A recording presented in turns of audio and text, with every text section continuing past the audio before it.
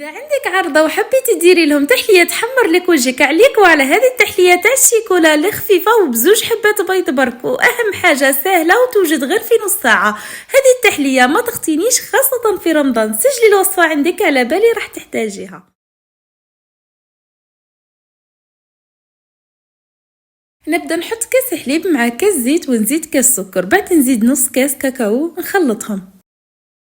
اللي عنده المكسر يخلط في المكسر، يكون احسن ان استعملت الخلاط الكهربائي ومن بعد طلعت الخليط بالبرا مكسر حتى يعود صوص ثقيل.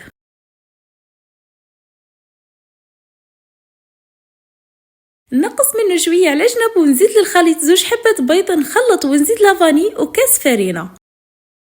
هنا تزيدوا تحركوا شويه وغير كي يتجانس تزيدوا كيس خميره الحلويات ورشه ملح. شفتوا شحال سهل واقتصادي. نجيب المول اللي كنت دهنته بالزيت ونفرغوا فيه الخليط وتدخلوه يطيب على 180 درجة حتى يطيب. كي تدخلوه وتخرجوا الكردون يخرج ناشف.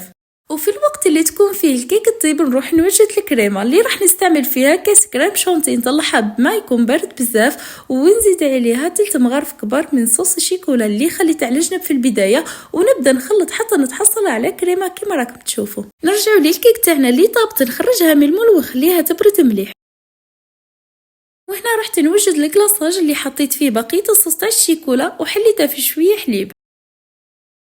جبت المول تاعي رجعت فيه الكيك اللي كان برد واصبح بدرجه حراره الغرفه، فرغت عليه الكريمه خليته في الثلاجه حتى برد شويه، ومن بعد زدت فوقه الكلاصاج والتزيين يبقى اختياري. وخليت التحليه تاعي بردت شويه وقطعتها وخرجت لي 12 قطعه يكونوا كبار، ونقدم التحليه تاعي وشوفوا لي كيفاه جات تهب. لازم تجربوها لانها تجي خفيفه وبزاف بنينه. وما تنسوش ديروا لي اشتراك ولايك تاني.